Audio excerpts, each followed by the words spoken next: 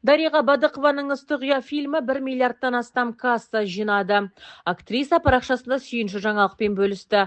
«Ыстық ұямыз миллиард жинады. Ыстық ұя жай фильм емес, бұл сезім, бұл сағыныш. Жүректерге жетсінші, жүректер қозғалсыншы» деп түсірілген фильм еді.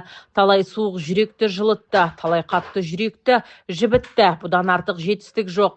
Миссия орындалды.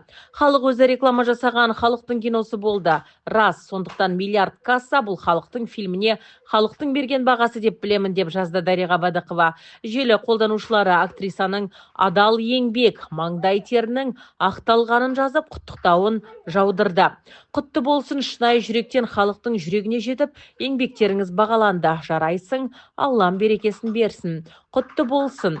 Байың тағы еңіреп жатқан болар, менің арқамда тағы миллиард тапты деп. Керемет, Дариға айналайын, өзіңнің ниетіңе, пейіліңе Алла беріп жатыр деп, ақ жарма тілектерін арнады көрермен.